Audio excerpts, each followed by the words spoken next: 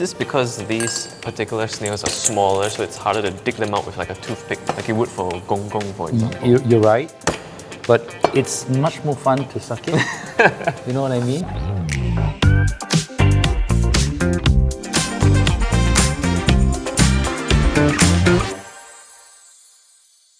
Hello everybody, my name is Paddy. And you are watching From Book to Cook, the show where we whip up vintage recipes from Singapore's past. In today's episode, we're bringing back a little-known Eurasian dish, sea snail and papaya curry. But what is the story behind this dish and what made it so popular with Singaporean Eurasians back then? With us today, we have Chef Damian D'Silva, owner of the popular Rempah restaurant, MasterChef Singapore judge, and proud Eurasian. Hello, Chef. Hi. Thanks for coming on the show. My pleasure.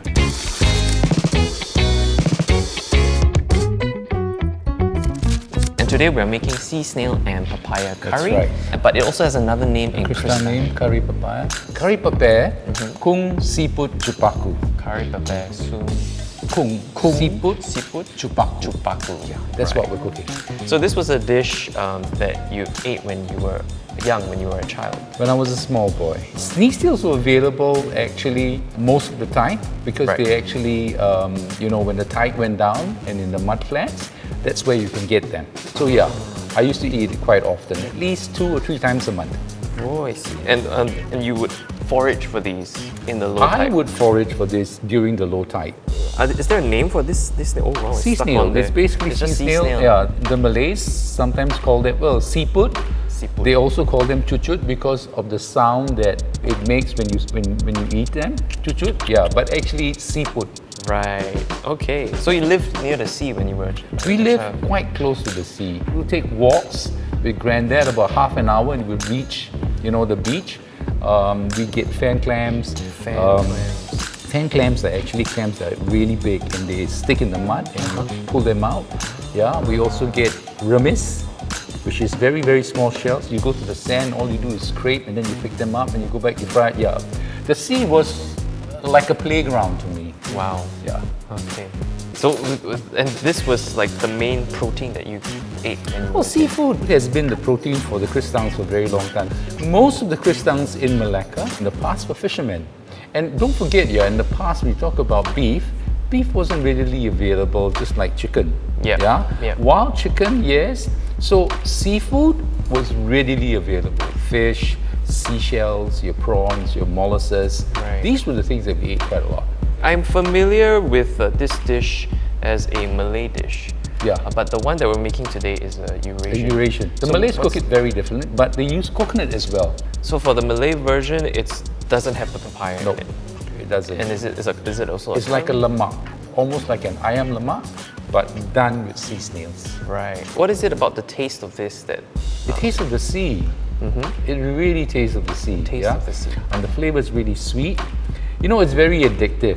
Once you start sucking, you can't stop. I know it doesn't sound right, but it's true. Wonderful. Okay, so we have the snails for Yeah. our ingredients. Yeah. And what else goes into? Very simple. The most important thing, right? It's the spice base.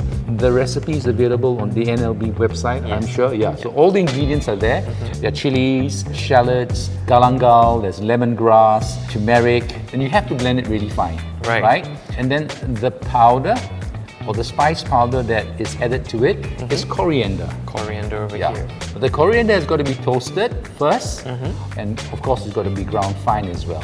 Toasted and then ground. Yeah. I see. Okay. And then we have, of course, the other main ingredient, which is a half-ripe papaya. Now, a lot of people might not look at it and say, but it's ripe. You Right. would say it's ripe, right? It does look right. Yeah. So you put it down here. Okay. I'm going to tell you why it's half-ripe. You want to take a bite of that? Okay. Is it ripe? It's It's sweet. almost ripe. Yeah, so it's half-ripe. Right. Okay? After you cook it, all that sweetness and flavor goes into the dish. So if you use the ripe papaya, it's not going to work. It just melts into it. Use the green papaya, there's not enough flavor and sweetness in it. So you got to use the half-ripe papaya. Wow, okay. So, okay, we've got the papaya. Right. Do we start preparing with the papaya? Is that the first step? There's another ingredient, which is the coconut, right? Yes. So I usually use fresh coconut, and you want about 1 cup of the first part, which is the santan, the main coconut milk, right? And then you add water to the coconut, which has already been pressed. Yep. And then you get the second part. Right. So 1 part, 3 parts. And we've got the rempah over here that you pre-prepared. I must say it smells really fragrant. And when you fry it, it's going to enhance even more. I see. I notice our sea snails are live with us today you want, as well. You want them live. What would the difference be if you had live snails versus, I don't Sea know, snails? frozen ones, for example? I don't think they have frozen. I Or don't think anything that's that's available. less fresh than You know what you live. can use? You can use prawns. If you're squeamish to sea snails, then you can use prawns. It works, right? Or if you feel that prawns is something which is, let's say in your pantry or in your fridge, you don't have any prawns. Yep. But what you do have is dried prawns, right? It works, right? I mean, that's the versatility of cooking, and the Eurasians also do it. Because like I said, this is not available through all the time, and you don't want to go and forage it every day, do you? Right? Yeah. So yeah, we can change the ingredients. There's nothing wrong with it. I think, for me, the ingredient which is critical is the papaya, the half-ripe papaya. Really? For me. Not so much the snail. Because you can change this, but you Right. can't change this. Right? Yes. I mean, you put mango in it, it's not going to taste the same. But this, you can. You can even change it to fish balls. So, it's up to you, right? It's what you're comfortable eating. Right. Shall we Sorry, get buddy. cooking? Yes. So this is going to be your first time having sea snail curry. This dish in particular, yes. Okay. I'm just going to use a little bit of oil. I always say a little bit, not too much. And when I pour it, right, everybody's like, that's a lot of oil. I said, no, that's little. A lot of people don't realize that having enough oil, especially with our style of cooking, it's really very important. Why right? is it important? Because otherwise you're not able to actually stir, fry, cook the rempah properly. And if you don't cook it properly, it's got that raw flavor. And that's what you don't want. So what are we looking for here when we are frying the rempah? The best way is when you smell and when you look for color. It takes a little bit of time and experience to be able to do that, but don't wait for it to split. Sometimes the oil doesn't split. And when the oil doesn't split, you tend to cook it for too long. And a lot of people don't realize that you can overcook rempah. Was this knowledge, for example, the tip that you gave me about the rempah, like passed down Granddad. to your granddad? Yeah. Eventually he realized that I was very, very determined to stay in the kitchen with him. It was very simple, On the paternal side of the family, he was the only one that cooked. Nobody else cooked, right? The maternal side, I got my mum. My mum cooks peranakan, right? So I realized that if I don't learn anything from Granddad, that's it. Right. I won't be able to take whatever he cooks and whatever I've learned over the years Right. and take it with me, Yeah. when he passes on. Yeah. So I decided, no, you got to teach me. It was a way for your cultural heritage to pass down to you and then for into- me, at that time, it wasn't so much the cultural heritage. At that time is, if you die, who's going to teach me? Who's going to cook for me? You know what I Yeah. mean? And if I don't know how to cook the dish, then how? Because I really love what he did. You see, Granddad didn't only cook Eurasian. He cooked Chinese, Malay, Indian, and Eurasian. Okay? And for me, that meant a lot. How about you, Paddy? Do you cook? A little bit. Granddad had a curry recipe, a chicken Oh, curry really? recipe, yeah. Which was a very Chinese. No, yeah, that's chicken fine. curry. There's nothing wrong with that. Yeah, I mean, very lemak. you see, that's the thing about. I think that's the thing about Singapore that a lot of people do not realize. They think that in Singapore, right? If it's curry, it has to be cooked by an Indian, or it has to be cooked by a Malay. They don't realize that every different ethnicity has got its own recipe. Right. So I think I'm going to add the second part of the coconut now, Paddy. Okay, so we're doing the more watery one first. Yes. Do you need help to stir it in? Yep. Okay. And And you can do the sides as well. Okay, just scrape it down. Yeah. I noticed the color got darker Yes. And was that the color that you were looking for in the Yeah, smell? so the sugars have caramelized. A lot of the seafood recipes are very old. The reason for that is that prior to any of the other proteins like beef and pork coming into the 15th or 16th century, that was actually very rare. So you want to keep this on the boil for maybe about 5 to 6 minutes. Right? For all the flavors to amalgamate. Okay. But right now, you want to put 2 teaspoons of the coriander powder into it, Paddy? 2 teaspoons. Yeah, I like to make use of people when I can, you know? Yes, I'm here to help. That's what I'm here for. Yeah, thank you. Okay, got 2 teaspoons That's good. of coriander powder. That's good. For me, it's actually an education. Yeah. Right? Because that's how Granddad would actually, not that I'm old as my Granddad, but that's how Granddad would actually teach me, right? He says, can you pass me that? And you know, I've realized that watching someone cook, you can learn a lot. Yeah. Yeah? Yes. But you have to watch, you have to focus, and you have to remember, like, how it's cut. Whether it's against the grain, with the grain, you know, thick slices, thin slices, julienne. That's very important. Yeah. So you feel that learning cooking by experience, by the It's whole better than a experience of it- recipe. Yeah. It's better than a recipe. Trust me. You give a recipe to 100 people, you get 100 different dishes. Right. Why is that? I think? Because people are just different. You know, some people would fry it vigorously, some would take their time, some would put more oil, some would put less oil, some would, you know, just differently, right? Nobody follows instructions. Very few people follow instructions. No, it's true, it's true. I think it's the nature of human beings. Right. Right? If everybody followed instructions, would we have laws? We wouldn't have laws, right? I want to taste this. Sure. Okay, so the other thing that's very important when you're cooking is taste. Yes. Always taste, yeah? Before you put your salt, whatever flavorings that you're going to put in, always taste. Another 3-4 minutes. Right. So what are you tasting right now that made you... I'm tasting to see whether or not the coconut has absorbed the flavor of the rempah. I tell you what, while you're doing that, Yeah. you don't mind, yeah? I will handle the sea snails. Yeah, sure, yes. Because the best way to actually eat the sea snails is from the back.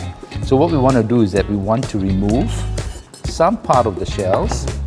That's what you want to do. Just like that? Yeah. This is because these particular snails are smaller, so it's harder to dig them out with like a toothpick, like you would for gong gong, for example. You're right, but it's much more fun to suck it. You know what I mean? How's that coming along? It's getting a bit thicker. That's good, that's good. Just keep stirring it. Okay. Color's very good. Okay.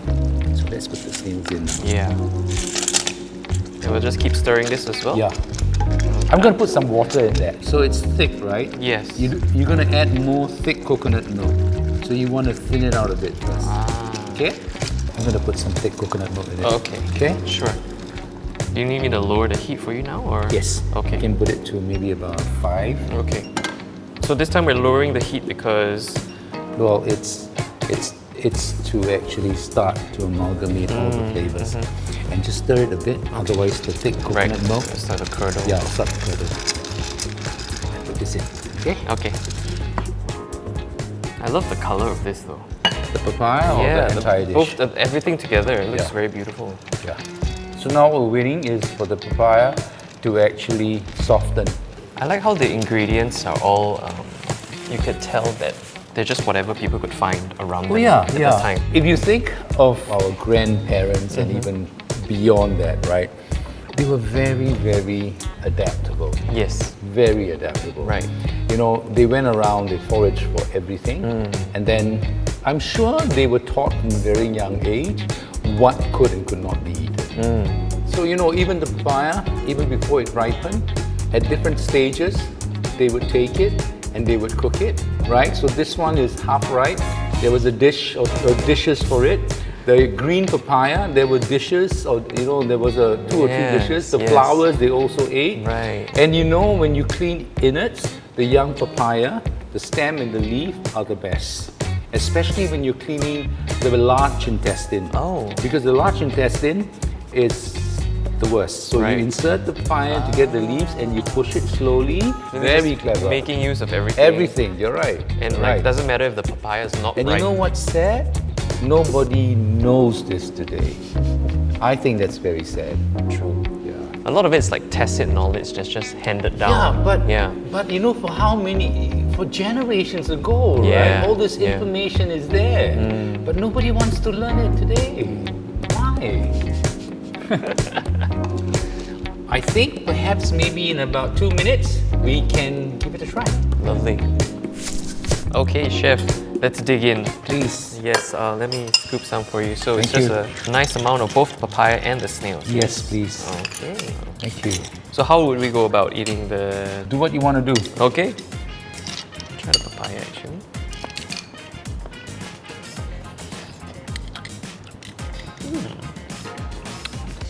Not New too way to sweet. eat papaya, right? Yeah.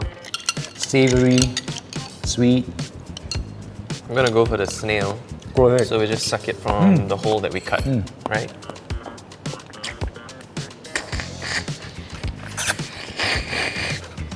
Can you? What a sound. It's really fresh. I mean, they were alive not too long ago. So how did you forage for these snails when you were young? Like, which beach did you go to forage? Changi, or even Siglap, but mainly Siglap because closer to home. So there's sections of Siglap where it was sandy, and the sections of it was kind of muddy. So most of these gastropods, you'd find them actually in the muddy areas together with gong gong. Unless you dredge the mud, you actually can see them. And you just pick them up. The sea, when it's low tide, you could see it for like 2 to 3 kilometers. Wow. It was just sand. Wow. Right? And we would walk and we would go and forage for things. So there were pools of water and you could find stingrays, you could find fish, you could even find horseshoe crab.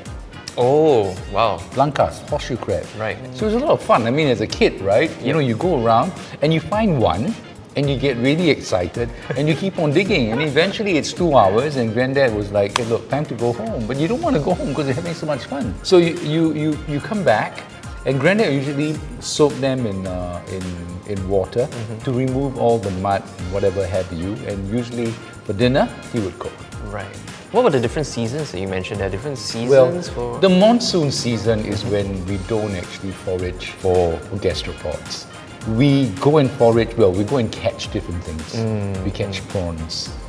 Because all the prawns would come towards the shore. So every season brought different things to the shore. I see. Thank you, chef, so much. My pleasure. I just hope, with the program, when people watch it and take the recipe, and they don't have to do snails, like I said, but if they want to do, the recipe is there, and they can always change to whatever protein that they're comfortable with. But just make sure whatever protein they're using is seafood. Right. Yeah, don't put chicken in it, lah. Thank you so much, chef. You're very welcome. Thank you. Very welcome. It's a real pleasure. The pleasure is mine. Thank you. That's it for today's episode. If you'd like to try your hand at creating your own sea snail and papaya curry, do head on over to our BiblioAsia website for the full recipe and other related resources. Till next time, this is From Book to Cook.